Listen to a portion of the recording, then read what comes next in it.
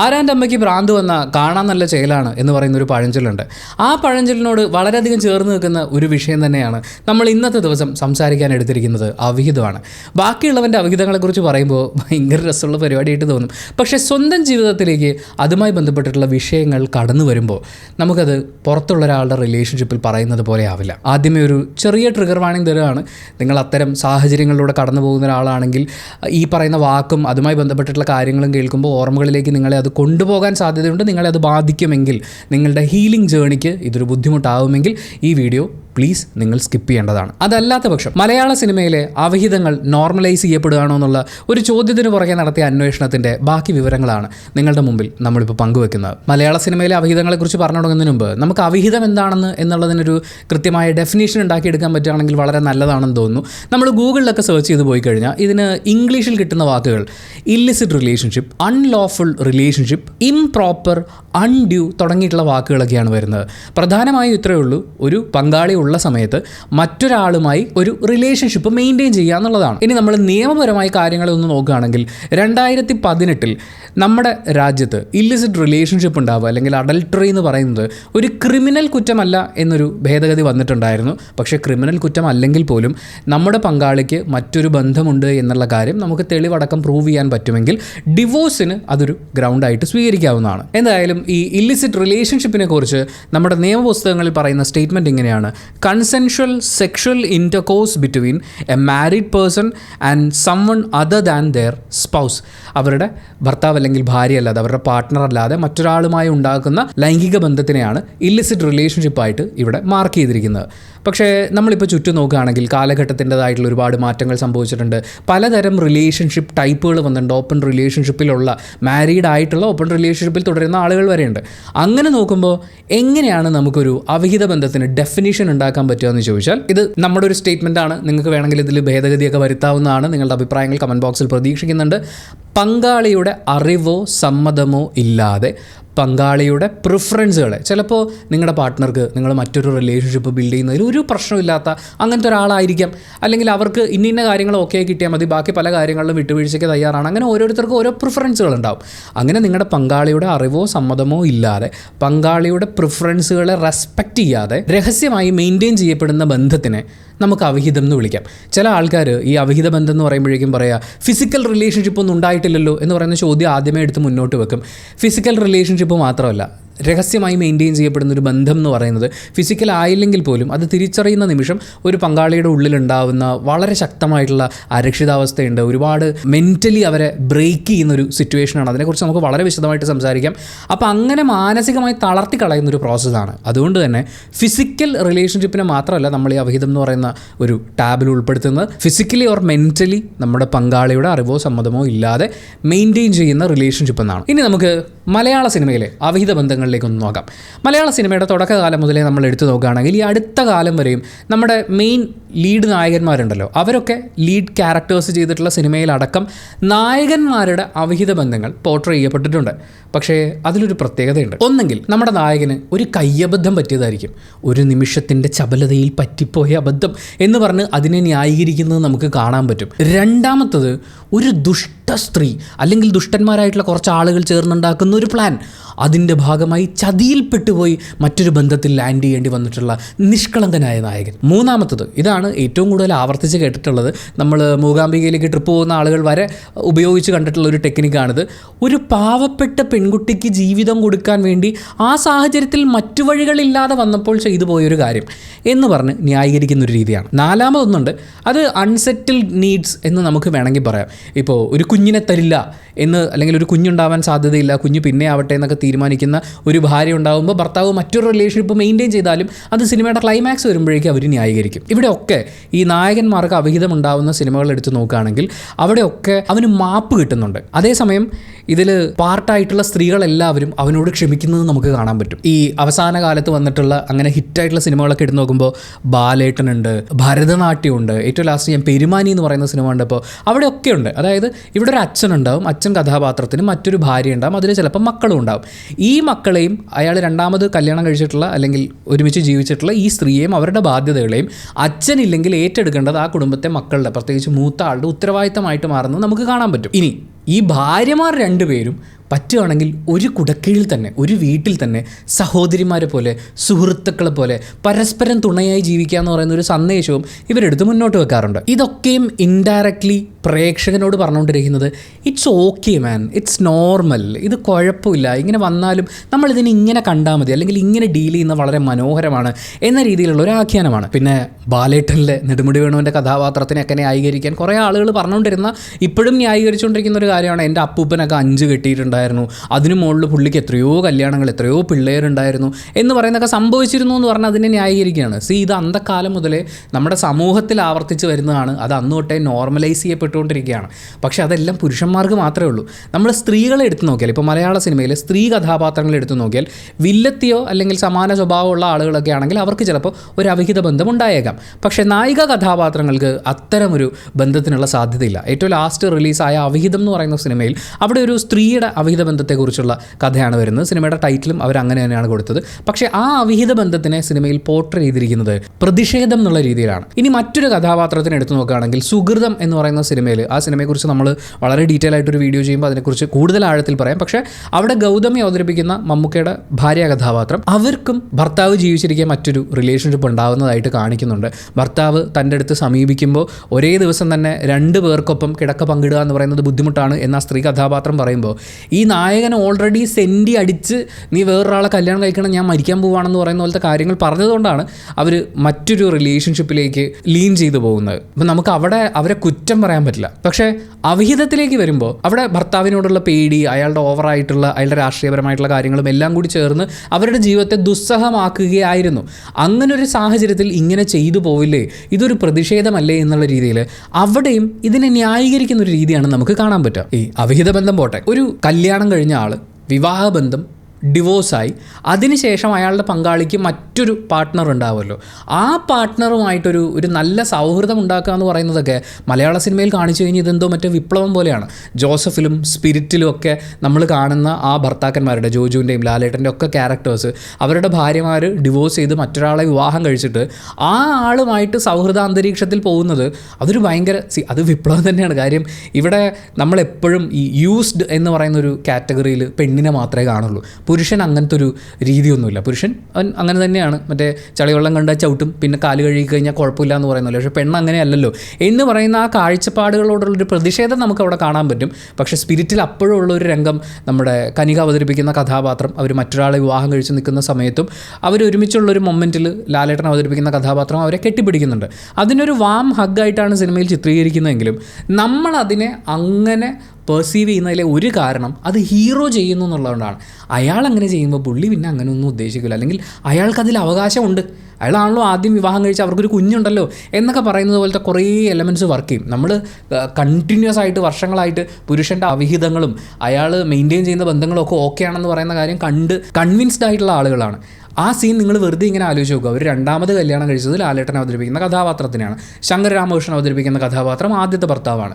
ഈ ഭർത്താവ് ലാലേട്ടൻ ഇല്ലാത്ത സമയത്ത് അവരെ ജസ്റ്റ് ഒന്ന് ഹഗ് ചെയ്യുകയാണെന്നുണ്ടെങ്കിൽ അതിനെ മറ്റൊരു രീതിയിലായിരിക്കും സിനിമയിൽ അവതരിപ്പിക്കുക, അല്ലെങ്കിൽ പ്രേക്ഷകർ പെർസീവ് ചെയ്യുക. കാരണം ഇവിടെ നായകൻ എന്തുമാകാം എന്ന് പറയുന്ന പോലത്തെ ഒരു പരിപാടിയുണ്ട്. പിന്നെ ശ്രദ്ധിച്ചിട്ടുണ്ടോയെന്ന് അറിയില്ല, ഈ ആദ്യത്തെ ഭർത്താക്കന്മാരെന്ന് പറയുന്ന അവർ പൗരുഷത്തിൻ്റെ മൂർത്തി ഭാവങ്ങളായിരിക്കും. അവരെ ഡിവോഴ്സ് ചെയ്തതിന് ശേഷം ഈ ഭാര്യമാർ വിവാഹം കഴിക്കുന്നത് വളരെ സോഫ്റ്റ് ആയിട്ടുള്ള ആളുകളായിരിക്കും. അവർക്ക് മറ്റേ ആൽഫ മെയിൽ പരിപാടികളൊന്നും ഉണ്ടാവില്ല. അതും ഈ പറയുന്ന ഒരു നായകനെ സന്തോഷിപ്പിക്കൽ എലമെൻറ്റിൻ്റെ ഭാഗമാണ്. നമ്മൾ അവിഹിതത്തെക്കുറിച്ച് സിനിമയിൽ നിന്ന് എടുത്ത് പറയുമ്പോൾ നമ്മുടെ സമൂഹത്തിലെ കാര്യങ്ങളും കൂടി ചേർത്ത് പറയുമ്പോഴായിരിക്കും നിങ്ങൾക്ക് അത് കുറച്ചും കൂടി മനസ്സിലാവുക എന്നുള്ളതുകൊണ്ട് സാമൂഹികമായിട്ടുള്ള ചില കാര്യങ്ങൾ കൂടി ഇതിൻ്റെ കൂടെ കണക്ട് ചെയ്യേണ്ടതുണ്ട്. എന്തുകൊണ്ടായിരിക്കും നമ്മുടെ നാട്ടിൽ ഈ അവിഹിതങ്ങൾ ഉണ്ടാകുന്നതെന്ന് ആലോചിച്ചിട്ടുണ്ടോ? പ്രശ്നങ്ങളെ നമ്മൾ കൃത്യമായ ഓർഡറിലൊന്ന് ശ്രദ്ധിക്കുകയാണെന്നുണ്ടെങ്കിൽ നമ്മുടെ നാട്ടിൽ വിവാഹം എന്ന് പറയുന്നത് ഒരു ബാധ്യതയാണ്. നിങ്ങളൊരു പെർട്ടിക്കുലർ പ്രായത്തിൽ എത്തിക്കഴിഞ്ഞാൽ നിങ്ങൾക്ക് വേണ്ടിയൊന്നുമല്ല, അച്ഛനമ്മമാർക്ക് വയസ്സായി വരികയാണല്ലോ എന്നുള്ളതുകൊണ്ട്, നിങ്ങൾക്കൊരു തുണ വേണമല്ലോ എന്ന് സമൂഹം ചിന്തിക്കുന്നതുകൊണ്ട്, നിങ്ങൾക്ക് ഒരു ജോലിയായി സെറ്റിൽ ആവേണ്ട ഏജായി അതുകൊണ്ട് കല്യാണം കഴിച്ചേ പറ്റൂ എന്ന് പറയുന്ന ഒരു സോഷ്യൽ പ്രഷറിൻ്റെ ഭാഗമായിട്ടാണ് വലിയൊരു സെറ്റ് ഓഫ് വിവാഹങ്ങൾ നടക്കുന്നത്. അങ്ങനെ വരുമ്പോൾ നമ്മുടെ പ്രിഫറൻസുകൾക്ക് യോജിച്ച ഒരാളെ വിവാഹം കഴിക്കാൻ പറ്റുക എന്ന് പറയുന്നത് ആക്ച്വലി ലക്കായിട്ടാണ് പല ആളുകളും അതിനെ കൺസിഡർ ചെയ്യുന്നത്. കാരണം നമ്മുടെ എല്ലാ ഇഷ്ടങ്ങളോടും ചേർന്ന് നിൽക്കുന്ന ഒരാളെ കിട്ടുക എന്ന് പറയുന്നത് ചിലപ്പം വളരെ ചെറിയ പ്രായത്തിലായിരിക്കും, സാധ്യതകൾ വളരെ കുറവാണ്, നമുക്കും ലോകത്തോട് പരിചയം കുറവാണ്, നമ്മുടെ പ്രിഫറൻസ് എന്താണെന്ന് നമുക്ക് തന്നെ അറിയാൻ പറ്റാത്തൊരു സാഹചര്യമാണ്. ആ സമയത്ത് വിവാഹം കഴിക്കുമ്പോൾ പ്രിഫറൻസുകൾ മീറ്റ് ചെയ്യാതിരിക്കുമ്പോൾ കുറച്ച് നാൾ കഴിയുമ്പോൾ നമുക്കിതിനകത്തൊരു വിരക്തി അനുഭവപ്പെടും. മാത്രമല്ല റിലേഷൻഷിപ്പുകൾ നമ്മൾ ഭാര്യാഭർത്തൃ ബന്ധത്തിലൊക്കെ നോക്കുമ്പോൾ ഇമോഷണലിയും ഫിസിക്കലിയും ഒരാൾ അനുഭവിക്കാൻ സാധ്യതയുള്ളൊരു ഒറ്റപ്പെടലുണ്ട്. ചിലപ്പോൾ നമ്മൾ സംസാരിക്കുന്നത് കേൾക്കാൻ നിൽക്കില്ല, നമ്മുടെ ഒരു റൊമാൻറ്റിക് നീഡ് ഉണ്ടാവും, നമ്മുടെ ചില സമയത്തെ സംസാരങ്ങളും ചേഷ്ടകളും ഒക്കെ ഉണ്ടാവും.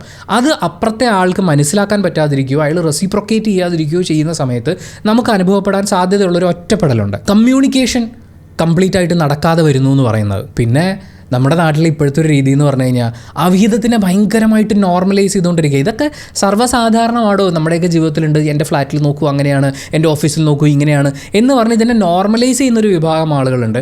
അതിനോടൊപ്പം സിനിമകളിലും ഇത് നോർമലൈസ് ചെയ്യപ്പെട്ടുകൊണ്ടിരിക്കുകയാണ്.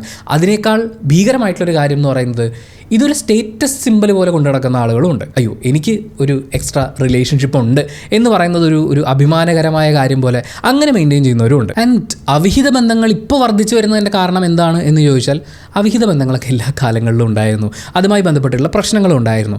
ഇന്ന് അതിന് കുറച്ചുകൂടി ആക്കം കൂട്ടുന്ന കാര്യങ്ങൾ നമ്മൾ നോക്കുകയാണെങ്കിൽ വർക്ക് പ്ലേസ് ഒരു കാര്യമാണ്. വർക്ക് പ്ലേസിലെ പ്രഷർ ഒരു വലിയ കാര്യമാണ്. നമ്മൾ നേരത്തെ പറഞ്ഞ അവിഹിതം വർദ്ധിച്ചു വരുന്നതിൽ അല്ലെങ്കിൽ അവിഹിതങ്ങൾ വർദ്ധിച്ചു വരുന്നതിലെ കാരണങ്ങളിൽ ഒന്ന് നമ്മുടെ ജീവിതം എന്ന് പറയുന്നത് വളരെ സ്ട്രഗ്ലിംഗ് ആയി മാറിയിരിക്കുകയാണ്. ജോലിയിലെ പ്രഷർ, പണം ഉണ്ടാക്കുക എന്ന് പറയുന്ന ഒരു ആവശ്യം, അത് നമുക്ക് ആവശ്യത്തിന് കിട്ടാതെ വരുമ്പോൾ ഉണ്ടാകുന്ന ഒരു സ്ട്രഗിൾ ഉണ്ട്, ഫാമിലി ലൈഫിൽ ഉണ്ടാകുന്ന ഇഷ്യൂസ് ഉണ്ട്, കുഞ്ഞുങ്ങൾ, ഇങ്ങനെ ഒരുപാട് സ്ട്രെസ്ഫുൾ ആയിട്ടുള്ള സിറ്റുവേഷൻസിലൂടെ ഈ സോഷ്യൽ മീഡിയ നമ്മളിൽ ഉണ്ടാക്കുന്നൊരു നമുക്ക് തികയുന്നില്ല, നമുക്ക് ആവശ്യത്തിനുള്ളതില്ല എന്ന് പറയുന്നൊരു ബോധ്യമൊക്കെ ഉണ്ട്. ഇതിൽ നിന്നുണ്ടാകുന്ന ഒരു പ്രഷറിൽ നിന്ന് ആക്ച്വലി നമ്മൾ ചെയ്യേണ്ടത് ഒരു പ്രൊഫഷണൽ ഹെൽപ്പ് എടുക്കുക എന്നുള്ളതാണ്. ഒരു സൈക്കോളജിസ്റ്റിനെ അല്ലെങ്കിൽ സൈക്യാട്രിസ്റ്റിനെ കൺസൾട്ട് ചെയ്യുക എന്നുള്ളതാണ്. പക്ഷേ അതിനേക്കാൾ എളുപ്പമായിട്ട് പല ആൾക്കാരും നോക്കി കാണുന്നത് മറ്റൊരു റിലേഷൻഷിപ്പ്, അത് വളരെ ഈസി ആയിട്ട് അവൈലബിൾ ആണ്, ഈസി ആയിട്ട് നമുക്ക് മറ്റൊരു ലോകത്തേക്ക് ഇമേഴ്സ് ആയിട്ട് പോവാം, അതുവഴി നമ്മൾ പ്രശ്നങ്ങളിൽ നിന്ന് ഒളിച്ചോടാം. അങ്ങനെ ഇരിക്കുമ്പോൾ വർക്ക് പ്ലേസിൽ നമുക്ക് മിങ്കിൾ ചെയ്യാൻ ഒരുപാട് സാധ്യതകൾ കിട്ടുകയാണ്. മുമ്പത്തേക്കാൾ വലിയ വർക്ക് പ്ലേസ്, വലിയ ടീം എന്ന് പറയുന്ന ഒരു കാര്യം ഇത് പറയുമ്പോൾ ചില ആൾക്കാർ പറയുമേ ഇതൊക്കെയാണ് നമ്മുടെ മതമൊക്കെ പറയുന്നത്, ആണും പെണ്ണും ഒരുമിച്ചിരിക്കാൻ പാടില്ല അപ്പോൾ പ്രശ്നങ്ങൾ ഉണ്ടാവുമെന്ന്. അങ്ങനെയല്ല കേട്ടോ. ഈ ആണും തമ്മിലും ഉണ്ടാവാം, പെണ്ണും തമ്മിലും ഉണ്ടാവാം. പിന്നെ ഈ വർക്ക് പ്ലേസ് ഒന്നും വേണമെന്നുമില്ല, ആണും പെണ്ണും ഒരുമിച്ചിരിക്കുന്നതുകൊണ്ട് മാത്രമല്ല അവിഹിതങ്ങൾ ഉണ്ടാകുന്നത്. അങ്ങനെയുള്ള സാഹചര്യങ്ങളെ നിങ്ങൾ ബ്രേക്ക് ചെയ്യുന്നിടങ്ങളിലും ഇതൊക്കെ സംഭവിക്കാവുന്നതാണ്. സോ അവിഹിതങ്ങൾ വർദ്ധിച്ചു വരുന്നതിൽ അല്ലെങ്കിൽ അവിഹിത ബന്ധങ്ങൾ വർദ്ധിച്ചു വരുന്നതിൽ മറ്റൊരു കാരണം ഇപ്പോഴത്തെ ഒരു ഡേറ്റിംഗ് ആപ്പ്, ഡേറ്റിംഗ് കൾച്ചറിൻ്റെ ഒരു കടന്നുവരവാണ്. പിന്നെ സോഷ്യൽ മീഡിയ എല്ലാവർക്കും അവൈലബിൾ ആണ്, നമുക്കൊരു രഹസ്യ സ്വഭാവം മെയിൻറ്റെയിൻ ചെയ്യാൻ അവിടെ പറ്റുന്നുണ്ട്. പിന്നെ നമ്മുടെ ആസ് എ സൊസൈറ്റി നമ്മുടെ കംപ്ലീറ്റ് വാല്യൂസിലൊക്കെ വലിയ മാറ്റങ്ങൾ സംഭവിച്ചുകൊണ്ടിരിക്കുകയാണ്. പിന്നത്തെ ഒരു പ്രധാന പ്രശ്നമുണ്ട്. നമ്മളൊരു വിവാഹബന്ധത്തിൽ ഏർപ്പെട്ട് കഴിഞ്ഞാൽ ആ വിവാഹബന്ധം ഫസ്റ്റ് ആൻഡ് ഫൈനലാണ് എന്ന് പറയുന്ന പോലത്തെ ഒരു കൺസെപ്റ്റ് ഉണ്ട്. അത് ഇന്നും മാറിയിട്ടില്ല. ആ റിലേഷൻഷിപ്പിൽ നിങ്ങൾ എത്രത്തോളം അൺസാറ്റിസ്ഫൈഡ് ആണെങ്കിലും നിങ്ങൾ ആ റിലേഷൻഷിപ്പ് സ്റ്റോപ്പ് ചെയ്യാനോ മറ്റൊരു ബന്ധത്തിലേക്ക്, അതായത് ഇവിടെ പറഞ്ഞ് കൺവിൻസ് ചെയ്ത് ഈ ബന്ധം അവസാനിപ്പിച്ച് മറ്റൊരു റിലേഷൻഷിപ്പിലേക്ക് പോകുക എന്ന് പറയുന്നതിനെ നമ്മുടെ സമൂഹം അത്ര പ്രോത്സാഹിപ്പിക്കില്ല. നിങ്ങൾ അൺസാറ്റിസ്ഫൈഡ് ആണെങ്കിൽ തുടർന്നേ പറ്റൂ.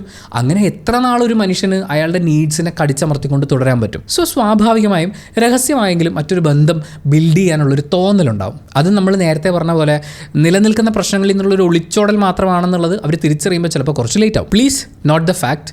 ഇതൊന്നും അവിഹിത ബന്ധങ്ങളെ ന്യായീകരിക്കാൻ വേണ്ടിയിട്ട് പറയുന്നതല്ല.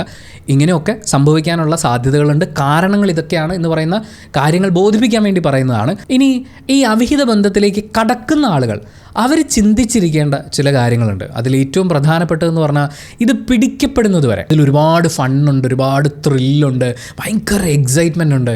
പക്ഷേ പിടിക്കപ്പെട്ട് കഴിഞ്ഞാൽ നമുക്കിതൊന്നുമല്ല ഫീൽ ചെയ്യുക. സോ മറ്റൊരു ബന്ധം ആരംഭിക്കുന്നതിന് മുമ്പ് നമുക്ക് എസ്റ്റാബ്ലിഷ്ഡ് ആയിട്ടുള്ളൊരു റിലേഷൻഷിപ്പും അതിൽ നമുക്കൊരു പാർട്ട്ണറും ഉണ്ട്. അവിടെ നിന്നുകൊണ്ട് നമ്മൾ മറ്റൊരു റിലേഷൻഷിപ്പിനെ കുറിച്ച് ചിന്തിക്കുന്നുണ്ടെങ്കിൽ നമ്മൾ ആദ്യം സ്വയം ചോദിക്കേണ്ട ചില ചോദ്യങ്ങളുണ്ട്. അതിലൊന്നാമത്തത്, ഈ റിലേഷൻഷിപ്പിൽ, നിലനിൽക്കുന്ന റിലേഷൻഷിപ്പിൽ നമുക്ക് ആക്ച്വലി എന്തെങ്കിലും ലാക്ക് ചെയ്യുന്നുണ്ടോ, അതോ നമുക്ക് ഇനിയും വേണം എന്ന് പറയുന്നൊരു തോന്നലിൻ്റെ പുറത്താണോ മുന്നോട്ടുള്ള ഒരു തീരുമാനം ഉണ്ടാകുന്നത്?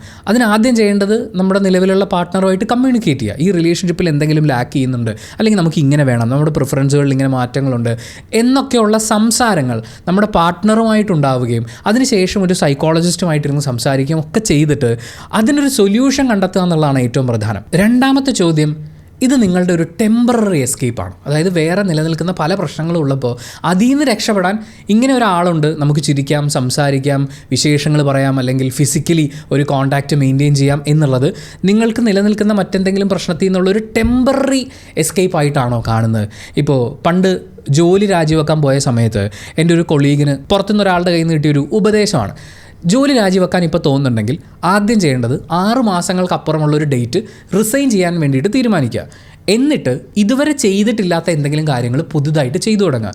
യോഗ ക്ലാസ് അറ്റൻഡ് ചെയ്യാം, ജിമ്മിൽ പോവാം, വർക്കൗട്ടും ഗെയിംസും പരിപാടികളും, അല്ലെങ്കിൽ ആഴ്ചയിൽ കൃത്യമായി പ്ലാൻ ചെയ്തിട്ടുള്ള ജേണികൾ, ഇങ്ങനെയൊക്കെ ചെയ്യുമ്പോൾ നമ്മളൊന്ന് റിഫ്രഷ്ഡ് ആവും. ചിലപ്പോൾ ആ വർക്ക് പ്ലേസിൽ ഇരുന്നിരുന്ന് നമുക്ക് ബോറടിച്ചിട്ടോ അല്ലെങ്കിൽ അവിടെയുള്ള എന്തെങ്കിലും ചെറിയ കാര്യങ്ങൾ കൊണ്ടോ ഉള്ളൊരു തോന്നലായിരിക്കാം റിസൈൻ ചെയ്യണമെന്നുള്ളത്. ആക്ച്വലി റിസൈൻ ചെയ്യുക എന്നുള്ളത് നമ്മുടെ ആഗ്രഹമോ സൊല്യൂഷനോ ആയിരിക്കില്ല, പക്ഷേ വേറെ പല പ്രശ്നങ്ങളുമാണ്. നമുക്ക് മിങ്കിൾ ചെയ്യാൻ വേറെ ഒന്നും കിട്ടാത്തതുകൊണ്ടായിരിക്കാം. അപ്പോൾ പ്രശ്നം എന്താണെന്ന് ഐഡൻറ്റിഫൈ ചെയ്യാനാണ് ഈ 6 മാസത്തെ സമയം കൊടുക്കുന്നത്. അങ്ങനെ വന്നപ്പോൾ റിസൈൻ ചെയ്യാൻ നിന്ന ആൾ പുതിയൊരു കാര്യം സ്റ്റാർട്ട് ചെയ്തു, പുതിയ കുറേ ആളുകളെയൊക്കെ പരിചയപ്പെട്ടു, വളരെ ഹാപ്പി ആയിട്ട് പോയി. അയാൾ പിന്നീടും കുറച്ച് നാളും കൂടി ജോലിയിൽ തുടരുന്നുണ്ടായിരുന്നു. നമ്മളും മറ്റൊരു റിലേഷൻഷിപ്പിലേക്ക് കടക്കാൻ നോക്കുന്നത് ഒരു ടെമ്പററി എസ്കേപ്പായിട്ടാണെങ്കിൽ നമുക്ക് ആവശ്യം ആ റിലേഷൻഷിപ്പ് അല്ല, പ്രൊഫഷണൽ ഹെൽപ്പാണ്. അതും അല്ലെങ്കിൽ നിങ്ങൾ നിലനിൽക്കുന്ന പാർട്ട്ണറുമായിട്ട് ഇമോഷണലി ഡിറ്റാച്ച്ഡ് ആയിട്ടുണ്ടോ? അങ്ങനെ ഉണ്ടെങ്കിൽ അവിടെ വേണ്ടത് ഒരു ഓപ്പൺ കോൺവെർസേഷനാണ്. പുതിയൊരു റിലേഷൻഷിപ്പ് എന്ന് പറയുന്നത് ജീവിതം മാറ്റിമറിക്കാൻ സാധ്യതയുള്ള ഒന്നാണ്. തുടക്കത്തിൽ ഭയങ്കര രസമാണ്, കുറച്ച് നാളത്തേക്കേ ഉള്ളൂ, അല്ലെങ്കിൽ ഇത് ഇത്രയേ ഉള്ളൂ ഈ റിലേഷൻഷിപ്പ് എന്ന് തോന്നുമെങ്കിലും ചില സമയത്ത് അത് കയ്യിൽ നിന്ന് പോകാനുള്ള സാധ്യതയുണ്ട്. സോ ഒരു ലൈഫ് ചേഞ്ചിങ് ഡിസിഷൻ എടുക്കാനുള്ളൊരു ടൈമായോ എന്ന് നമ്മൾ സ്വയം ചിന്തിക്കണം. ആൻഡ് ഏറ്റവും അധികം ചിന്തിക്കേണ്ട ഒരു കാര്യം, നമ്മളെക്കുറിച്ച് ചിന്തിക്കുന്നത് പോലെ തന്നെ നമ്മുടെ പാർട്ട്ണറെ കുറിച്ചും ചിന്തിക്കുക എന്നുള്ളതാണ്.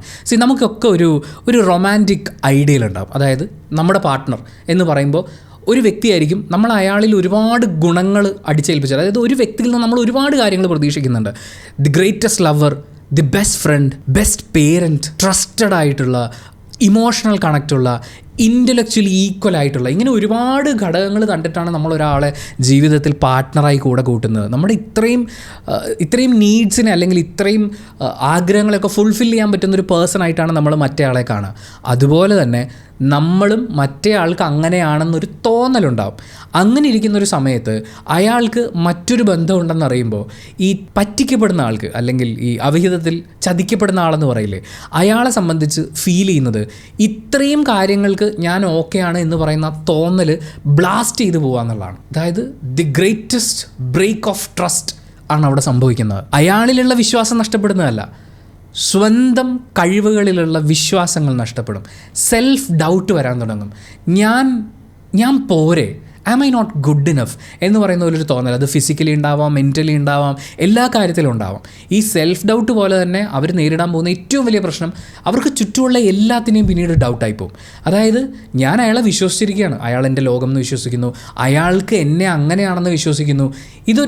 ഒരു സെക്കൻഡിൽ പൊട്ടിത്തകർന്നു പോകുമ്പോൾ ചുറ്റുമുള്ള ഒന്നിനെ, അപ്പം ഞാൻ ഇത്രയും നാൾ ജീവിച്ചത് മുഴുവൻ ഒരു ഫേക്കായിട്ടുള്ള ലോകത്താണോ, ഞാൻ കള്ളങ്ങളുടെ നടുക്കാണോ സന്തോഷം കണ്ടെത്തിക്കൊണ്ടിരുന്നത് എന്ന് പറയുന്നൊരു തോന്നലുണ്ടായി ചുറ്റുമുള്ള എല്ലാത്തിനെയും സംശയത്തോടെ നോക്കാൻ തുടങ്ങും. ആൻഡ് നമ്മളിപ്പോൾ എത്തി നിൽക്കുന്ന ഡിജിറ്റൽ ഏജിൻ്റെ ഏറ്റവും വലിയ പ്രശ്നം എന്ന് പറയുന്നത്, പണ്ടാണെങ്കിൽ ഒരാൾക്കൊരു അവിഹിത ബന്ധം ഉണ്ടായെന്നറിയുമ്പോൾ അയാൾ എന്നെ ചതിച്ചു, എന്നെ വഞ്ചിച്ചു, മറ്റൊരുത്തൻ്റെ കൂടെ അല്ലെങ്കിൽ മറ്റൊരുത്തിയുടെ കൂടെ പോയി, ഈ ഒരു ഒറ്റ ഡയലോഗ് അല്ലെങ്കിൽ ഈ പറ്റിച്ചു വഞ്ചിച്ചു എന്ന് പറയുന്നൊരു തോന്നൽ മാത്രമേ ഉള്ളൂ. ഇന്ന് എന്താണെന്ന് വെച്ച് കഴിഞ്ഞാൽ, അങ്ങനൊരു റിലേഷൻഷിപ്പ് പിടിക്കപ്പെടുമ്പോൾ ഈ റിലേഷൻഷിപ്പ് ബിൽഡ് ചെയ്യുന്നതിൻ്റെ ഭാഗമായിട്ട് ഒരുപാട് ചാറ്റുകളുണ്ടാവും, കോളുകളുണ്ടാവും, ചിലപ്പോൾ ഇമെയിലുകളോ സോഷ്യൽ മീഡിയ ചാറ്റ് ഹിസ്റ്ററി ഉണ്ടാവും. ഇത് മുഴുവൻ ഡിജിറ്റലി അവിടെ നിൽക്കുകയാണ്. ഈ ഓരോ തെളിവും കാണുക എന്ന് പറയുന്നത് ഈ വിക്ടിമിനെ സംബന്ധിച്ച്, അതായത് പറ്റിക്കപ്പെട്ട ആളെ സംബന്ധിച്ച് 1500 മുറിവുകൾ ഉണ്ടാക്കുന്ന പോലെ. പണ്ട് ഒറ്റ വെട്ടിന് തീർന്ന കേസ് ഇവിടെ വരഞ്ഞ് വളരെ പെയിൻഫുള്ളാക്കിക്കൊണ്ടിരിക്കുക. ഞാൻ ഈ റിലേഷൻഷിപ്പിൽ റീപ്ലേസ് ചെയ്യപ്പെട്ടു പോയോ? എൻ്റെ ലൈഫും എൻ്റെ സന്തോഷവും എൻ്റെ വിശ്വാസവും ഇവിടെ ഷെയർ ചെയ്യപ്പെട്ടു പോയോ? കാരണം എൻ്റേത് മാത്രമെന്ന് കരുതി ഞാൻ ഒരാളെ കൂടെ കൂട്ടി ഉണ്ടാക്കിയിരുന്ന ഒരു സ്പേസ് അത് ഷെയർ ചെയ്യപ്പെടുകയായിരുന്നു എന്നറിയുന്നത്, അതൊരു മനുഷ്യജീവിയെ സംബന്ധിച്ച് വളരെയധികം വിഷമമുണ്ടാക്കുന്ന കാര്യമാണ്. അവർ ചിലപ്പോൾ ഷാറ്റഡായി പോകാമെന്ന് പറയില്ലേ, തകർന്നടിഞ്ഞ് പോകാമെന്ന് പറയുന്ന പോലത്തെ ഒരു കാര്യമാണ്. ഇതൊക്കെ ഉണ്ടാകുമ്പോൾ ഇതിപ്പോൾ ആരോടെങ്കിലും തുറന്നു പറഞ്ഞു എന്ന് വിചാരിക്കുക, എൻ്റെ പാർട്ട്ണറിൽ നിന്ന് ഇങ്ങനൊരു കാര്യമുണ്ട്, എനിക്കതിൽ ഭയങ്കര വിഷമമുണ്ടെന്ന് പറയുമ്പോൾ ഇമ്മീഡിയറ്റ് ആയിട്ട് അവർക്ക് കിട്ടുന്നൊരു ഉപദേശം എന്ന് പറയുന്നത്, നീ ആ റിലേഷൻഷിപ്പ് വിട്ടേക്ക്, അതിനി ശരിയാവില്ല. അവരുടെ പേരൻസിനോട് ചോദിക്കുന്നു, അവരും അത് തന്നെ പറയുന്നു. അവരാരോടൊക്കെ സംസാരിക്കുന്നു, അവിടെ നിന്നൊക്കെ ഉപദേശം കിട്ടുകയാണ്. ചിലപ്പോൾ ഈ റിലേഷൻഷിപ്പ് റീവർക്ക് ചെയ്യണമെന്ന് ഇവർക്കൊരു ആഗ്രഹം ഉണ്ടാവും. പക്ഷെ ഒന്ന് ആലോചിച്ച് നോക്കി, എല്ലാവരും പറഞ്ഞു അത് വേണ്ടാന്ന്, ചതിക്കപ്പെട്ടു എന്ന് മനസ്സിലാവുകയും ചെയ്തു. അപ്പോൾ ഈ റിലേഷൻഷിപ്പിൽ തുടരുന്ന ഓരോ നിമിഷവും അവരെ സംബന്ധിച്ച് ഷെയിംഫുള്ളാണ്. പണ്ട് ഡിവോഴ്സ് ചെയ്യുന്ന ആളോടാണ് നമ്മൾ പറയുക, അല്ലെങ്കിൽ അവരെയാണ് നമ്മൾ ഷെയിം ചെയ്യുക, ഇങ്ങനെ ചാടി കയറി ഒന്നും ഡിവോഴ്സ് ചെയ്യല്ലേ എന്ന് പറയും.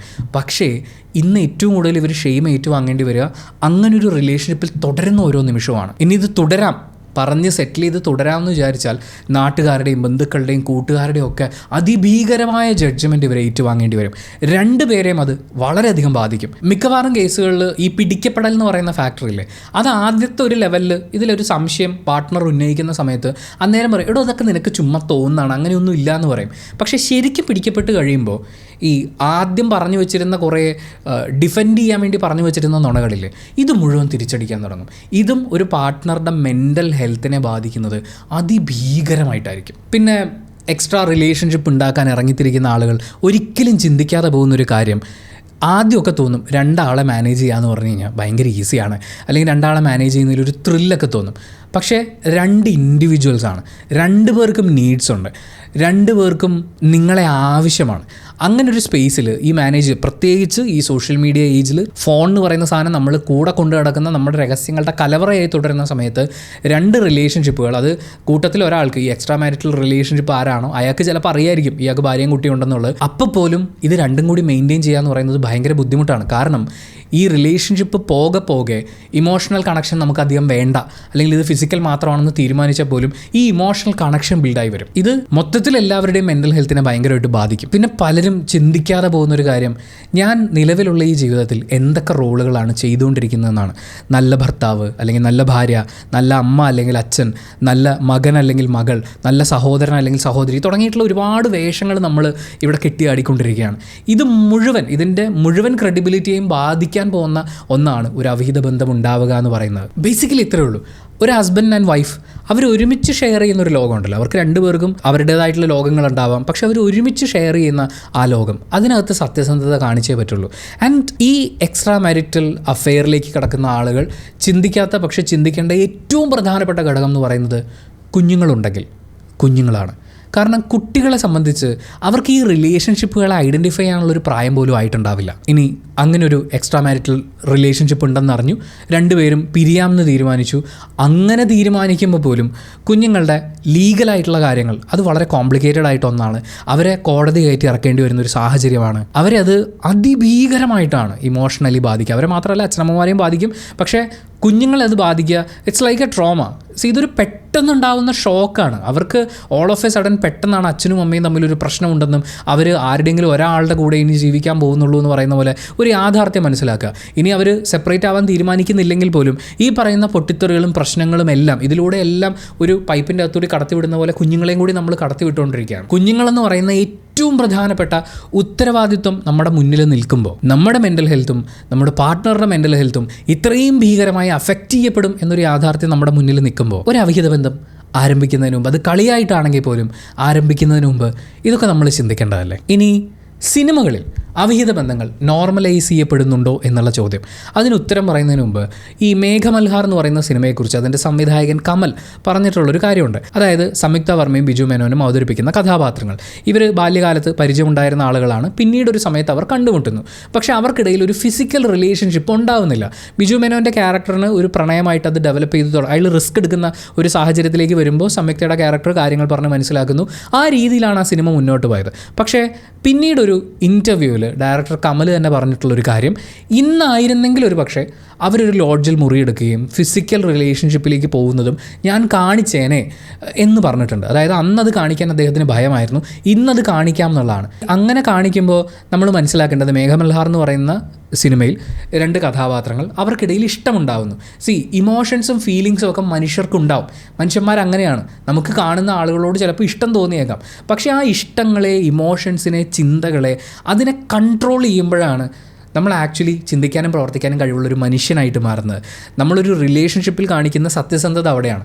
ഒരു കല്യാണം കഴിച്ച് ഭാര്യയോ ഭർത്താവോ ഉള്ള ഒരാളാണ്, അയാൾക്ക് മറ്റൊരാളോടൊരു അട്രാക്ഷൻ തോന്നാം, പക്ഷെ അതൊരു ചിന്ത മാത്രമാണ്, അല്ലെങ്കിൽ ആ ചിന്തയിലേക്കല്ല ഞാൻ ഫോക്കസ് ചെയ്യേണ്ടത്, അതിനെ ഞാൻ കൺട്രോൾ ചെയ്യണമെന്ന് അയാൾ ചിന്തിക്കുന്നിടത്ത് അയാൾ ബൗണ്ടറി സെറ്റ് ചെയ്തിട്ടുണ്ട്. മേഘമൽഹാർ എന്ന് പറയുന്ന സിനിമയിൽ ആ ബൗണ്ടറിയെ വളരെ മനോഹരമായി കാണിച്ചു തരികയാണ് ചെയ്യുന്നത്. അപ്പോൾ സംവിധായകൻ കമൽ തന്നെ പറയുന്നു, ഇന്നത്തെ കാലത്താണെങ്കിൽ എനിക്കത് കാണിക്കാമായിരുന്നു, ആ ബൗണ്ടറി അവിടെ ഇല്ലാതെ അവർ തമ്മിൽ നമ്മൾ നേരത്തെ പറഞ്ഞ അവിഹിത ബന്ധം ഡെവലപ്പായി എല്ലാ ആംഗിളിൽ നിന്നുകൊണ്ടുള്ള അവതരണം എനിക്ക് ആകാമായിരുന്നു എന്ന്. അത്രയേ ഉള്ളൂ. ഇന്നത്തെ കാലത്ത് സിനിമയിലേക്ക് വരുമ്പോൾ ഇതിനെ വളരെ നോർമലായി അവതരിപ്പിക്കാനുള്ള ഒരു സ്വാതന്ത്ര്യമുണ്ട് എന്ന് വളരെ സീനിയർ ആയിട്ടുള്ള ഒരു സംവിധായകൻ തന്നെ തുറന്നു പറയുകയാണ്. നമ്മൾ നേരത്തെ പറഞ്ഞ ഈ വീഡിയോ തുടങ്ങുന്ന സമയത്ത് പറഞ്ഞൊരു പോയിന്റ് ഉണ്ട്, ഈ സിനിമകളിൽ അവിഹിതത്തെ നോർമലൈസ് ചെയ്യുന്ന സമയത്ത് നായകന്മാർക്ക് കിട്ടുന്നൊരു ബെനിഫിറ്റ്. നമ്മൾ കോക്ടെയിൽ എന്ന് പറയുന്ന സിനിമ എടുത്ത് നോക്കുകയാണെങ്കിൽ അവിടെയും ഒരു അവിഹിതം പിടിക്കപ്പെടുകയാണ് ചെയ്യുന്നത്.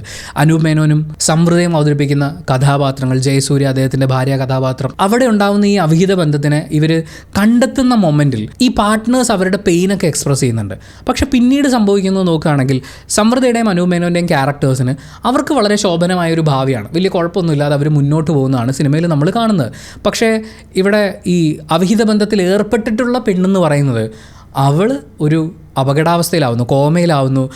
അവിടെയും അവളെ നോക്കുന്ന സ്നേഹനിധിയായിട്ടുള്ള ഭർത്താവ് എന്നുള്ള രീതിയിൽ, അല്ലെങ്കിൽ എല്ലാം പൊറുക്കാൻ തയ്യാറായിട്ടുള്ള മാപ്പ് കൊടുക്കലിൻ്റെ മൂർത്തി രൂപമായിട്ട് ജയസൂര്യയുടെ ആൺ കഥാപാത്രത്തിനെ അവിടെ അവതരിപ്പിക്കുമ്പോഴും അവിഹിത ബന്ധത്തിൽ ഏർപ്പെട്ടിട്ടുള്ള സ്ത്രീക്ക് അവൾക്ക് കിട്ടേണ്ടത് കിട്ടി, ആ കുടുംബം നശിപ്പിക്കാൻ ശ്രമിച്ച അവൾക്ക് കിട്ടേണ്ടത് കിട്ടി എന്ന് പറയുന്ന ഒരു ആംഗിളിലാണ് അത് അവതരിപ്പിക്കുന്നത്. കോക്ടെയിലിനെ കുറിച്ച് നമ്മൾ വളരെ വിശദമായിട്ടുള്ളൊരു റീവാച്ച് വീഡിയോ ചെയ്യുന്നുണ്ട്. ആ സമയത്ത് നമുക്ക് ഇതിനെക്കുറിച്ച് വളരെ ഇൻഡെപ്ത് സംസാരിക്കാം. പക്ഷേ അവിടെ നിങ്ങൾ നോക്കുമ്പോൾ ഈ അവിഹിത ബന്ധം ഇറ്റ്സ് ബീങ് നോർമലൈസ്ഡ്, പക്ഷേ അത് പുരുഷന് സഹായകമാവുന്ന രീതിയിലാണ് അവതരിപ്പിക്കപ്പെടുന്നത്. ഇനി വളരെ അൾട്ടിമേറ്റ് ആയിട്ടുള്ളൊരു ചോദ്യം, അവിഹിതം എന്ന് പറയുന്നത് ഒരു തെറ്റാണോ സാർ?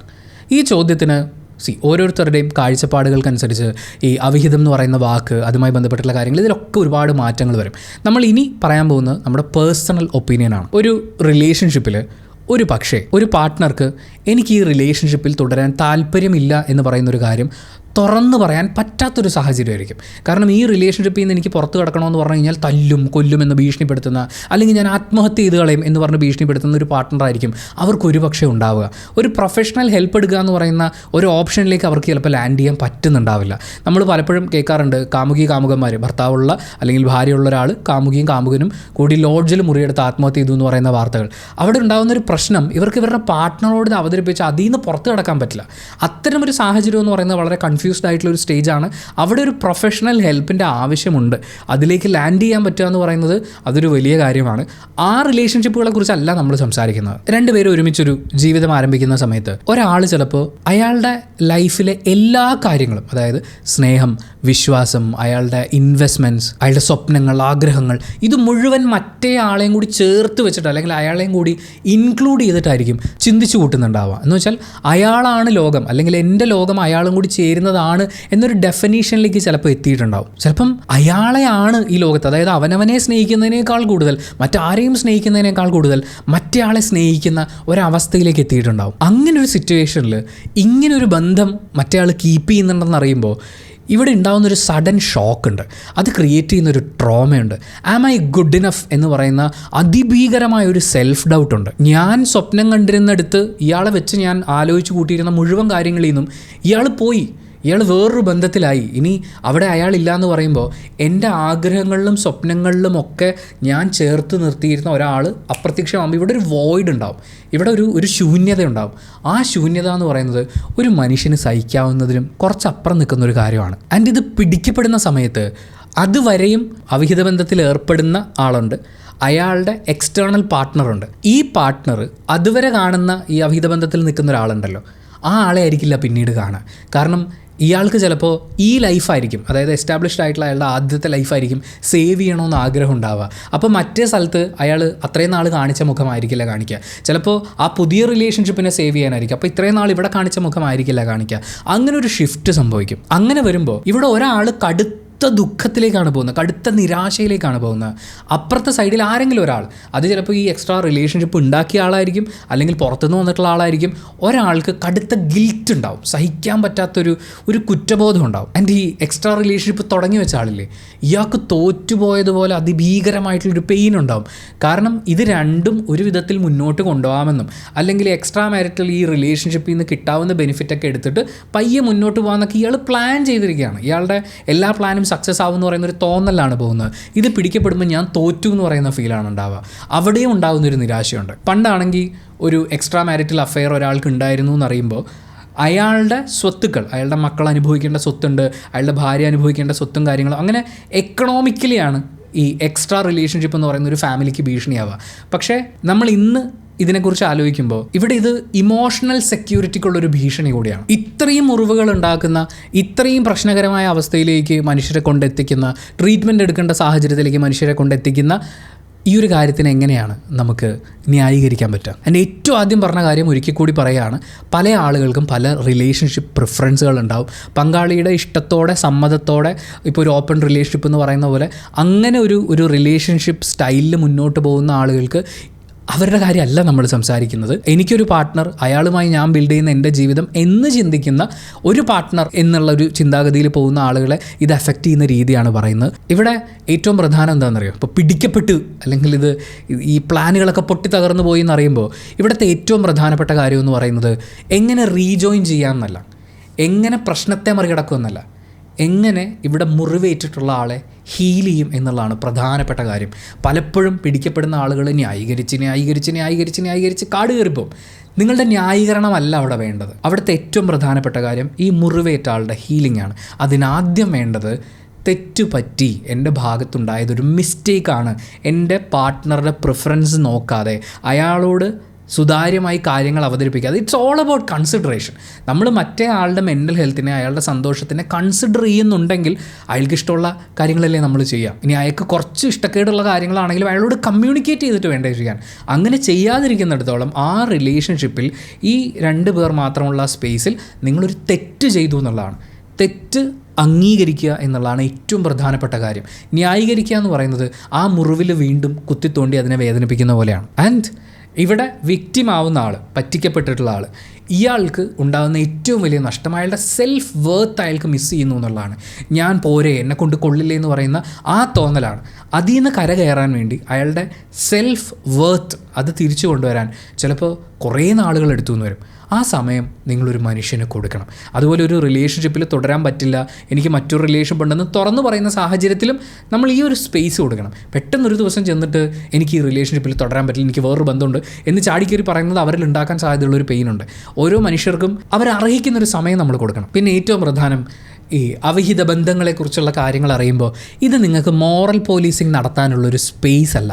അവിടെ പെട്ടുപോയിട്ടുള്ള 2-3 മനുഷ്യരുണ്ട്, അവർക്ക് അവരുടേതായിട്ടുള്ള കാരണങ്ങളുണ്ടാവും. അവിടെ ഹീലിങ്ങിനാണ് ഏറ്റവും പ്രാധാന്യം. അതുകൊണ്ട് തന്നെ കുറച്ച് മനുഷ്യപ്പറ്റോടുകൂടി ചിന്തിച്ച് നമ്മൾ as a person, as a family, as a society ഇതിനെങ്ങനെയാണ് ഡീൽ ചെയ്യേണ്ടതെന്ന് മനസ്സിലാക്കേണ്ടതുണ്ട്. ജസ്റ്റ് കൂടെ നിന്ന് കൊടുക്കുക, കൂടെ നിൽക്കുക, ഹീൽ ചെയ്യാൻ ടൈം കൊടുക്കുക. എന്ന് നമ്മൾ ആദ്യം പറഞ്ഞ കാര്യമല്ലേ, ഒരു റിലേഷൻഷിപ്പിൻ്റെ അകത്ത് പെട്ടുപോയിട്ട് അവിടെ എങ്ങനെ ഒരു എക്സിറ്റിൻ്റെ കാര്യം പറയും, എനിക്ക് ഈ ബന്ധം പറ്റുന്നില്ല എന്നുള്ള കാര്യം തുറന്നു പറയും. നമ്മൾ ഏതൊരു റിലേഷൻഷിപ്പ് സ്റ്റാർട്ട് ചെയ്യുന്ന സമയത്തും തുടക്കത്തിലേ സെറ്റ് ചെയ്യേണ്ട ചില ബൗണ്ടറീസ് ഉണ്ട്. തുടക്കം വളരെ സുന്ദരമായിരിക്കാം. അങ്ങനെ പോകുന്ന സമയത്തും ഏതെങ്കിലും ഒരു സാഹചര്യത്തിൽ ഈ ബന്ധം ഒത്തുപോകുന്നില്ല, നമ്മളിൽ ഒരാളുടെ മാനസികാവസ്ഥയെ വളരെ മോശമായി ബാധിക്കുന്നു എന്ന് തോന്നിയാൽ നമുക്ക് വർക്ക് ചെയ്ത് നോക്കാം. അതിനുശേഷവും പറ്റില്ലെന്നാണെങ്കിൽ ഈ ബന്ധത്തിൽ നിന്ന് സേഫായി പുറത്തു പോകാനുള്ള ഒരു സേഫ് എക്സിറ്റ് അത് നമ്മൾ തുടക്കത്തിൽ ബിൽഡ് ചെയ്ത് വെക്കണം. അതിനെക്കുറിച്ചുള്ളൊരു കമ്മ്യൂണിക്കേഷൻ ഉണ്ടാവണം. അതില്ലാത്ത പക്ഷം മാനസികമായിട്ട് ബുദ്ധിമുട്ടുമ്പോൾ ചില ആൾക്കാർ നേരത്തെ പറഞ്ഞ പോലെ കണ്ടുപിടിക്കുന്ന ഒരു എസ്കേപ്പ് റൂട്ടായിട്ടും ഈ അവിഹിതങ്ങൾ സംഭവിക്കാം. ഈ എക്സിറ്റ് ഡോർ എന്ന് പറയുന്നത്, സേഫായിട്ടുള്ളൊരു എക്സിറ്റ് ഡോർ എന്ന് പറയുന്നത് നമുക്കും നമ്മുടെ പാർട്ട്ണർക്കും ഒരുപോലെ ആക്സസ് ചെയ്യാൻ പറ്റുന്നതായിരിക്കണം, പരസ്പരം അംഗീകരിക്കാൻ പറ്റുന്നതായിരിക്കണം. അതിന് ആദ്യമേ തുറന്ന കമ്മ്യൂണിക്കേഷൻ ഉണ്ടാവണം, കൃത്യമായിട്ടുള്ള ബൗണ്ടറീസ് നമ്മൾ സെറ്റ് ചെയ്യണം. ആൻഡ് റിലേഷൻഷിപ്പുകളെ കുറിച്ച് 1-2 കാര്യങ്ങൾ കൂടി പറഞ്ഞിട്ട് ഈ വീഡിയോ അവസാനിപ്പിക്കാം. നമ്മുടെ പാർട്ട്ണർ നമ്മളെക്കാൾ പ്രാധാന്യത്തോടെ എന്തെങ്കിലും ഒരു വസ്തുവിനെയോ അല്ലെങ്കിൽ മറ്റൊരു വ്യക്തിയോ ഒക്കെ നോക്കിക്കാണുകയാണെങ്കിൽ, അതാണ് അവർക്ക് വലുതെന്ന് തോന്നുകയാണെങ്കിൽ, നമ്മളോട് സംസാരിക്കേണ്ട, നമ്മളെ കാണണ്ട, നമ്മുടെ കൂടെ ജീവിക്കേണ്ട, നമ്മളില്ലാതെ സ്വതന്ത്രമായി മറ്റൊരാളോടൊപ്പം ഹാപ്പിയായി അവർക്ക് ജീവിക്കാൻ പറ്റും, നമ്മുടെ ജീവിതത്തിൽ നിന്ന് പുറത്തേക്ക് ഇറങ്ങിപ്പോകണം എന്നവർക്ക് തോന്നുകയാണെങ്കിൽ വളരെ പെയിൻഫുൾ ആയിട്ടുള്ളൊരു സിറ്റുവേഷൻ ആയിരിക്കും. അത്രയധികം നമ്മളെ വേദനിപ്പിക്കാൻ സാധ്യതയുള്ളൊരു സിറ്റുവേഷൻ ആയിരിക്കും. പക്ഷേ അവരങ്ങനൊരു ചോയ്സ് എടുക്കുമ്പോൾ അതാണ് നല്ലത് എന്നവർ ഉറച്ച് വിശ്വസിക്കുകയും തുറന്നുള്ള ചർച്ചകൾക്ക് ശേഷവും അതാണ് വേണ്ടതെന്ന് അവർ മനസ്സിലാക്കുന്നുവെന്ന് നമ്മളോട് കമ്മ്യൂണിക്കേറ്റ് ചെയ്യുകയും ചെയ്യുകയാണെങ്കിൽ ജസ്റ്റ് ലെറ്റ് ദം ഗോ. ഞാനിത് പറയുന്നത് കേൾക്കുമ്പോൾ ഭയങ്കര എളുപ്പമായിട്ട് പറഞ്ഞല്ലോ എന്ന് തോന്നും. ഭയങ്കര പെയിൻഫുള്ളാണ്. എനിക്കത് മനസ്സിലാക്കാൻ പറ്റും. ഈ 10-36 വയസ്സിനിടയ്ക്ക് ഇത് പറയുന്ന ഒരു അമ്മാവൻ ടോക്കാണ്. ഞാൻ ഒരുപാട് റിലേഷൻഷിപ്പുകൾ കണ്ടിട്ടുണ്ട്, പലതരം റിലേഷൻഷിപ്പുകൾ കണ്ടിട്ടുണ്ട്, പല റിലേഷൻഷിപ്പുകളിലൂടെ കടന്നു പോയിട്ടുണ്ട്. ഭയങ്കര പെയിൻഫുള്ളാണ്. പക്ഷേ ജസ്റ്റ് ലെറ്റ് ദം ഗോ. നമുക്കും അവർക്കും ഒരു പക്ഷേ ഹീൽ ചെയ്യാൻ പോലും പറ്റാത്ത ഫ്യൂച്ചറിലുണ്ടാവാൻ സാധ്യതയുള്ള മുറിവുകളെ പരിഗണിക്കുമ്പോൾ ഒരല്പം വേദനയോടെ ആണെങ്കിലും അവർക്കതാണ് വേണ്ടതെങ്കിൽ ജസ്റ്റ് ലെറ്റ് ദം ഗോ. പിന്നെ നമ്മൾ സ്നേഹിക്കപ്പെടാൻ ആഗ്രഹിക്കുന്നൊരു രീതിയുണ്ട്.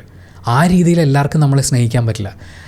നമുക്ക് ചിലപ്പോൾ ഒരുപാട് എക്സ്പ്രസ് ചെയ്യുന്ന പ്രണയത്തിൻ്റെ ഒരുപാട് വർത്താനങ്ങൾ വേണമായിരിക്കും. പക്ഷേ നമ്മുടെ പാർട്ട്ണർക്ക് അവർ ചിലപ്പോൾ നമുക്ക് വേണ്ടിയിട്ട് എന്തെങ്കിലും ഒരു സാധനം ഒരു കടയിൽ പോയി വാങ്ങിച്ചുകൊണ്ട് വരുമ്പോൾ അവരത് ജസ്റ്റ് ഔട്ട് ഓഫ് ലവ് ആയിരിക്കും ചെയ്യുന്നത്.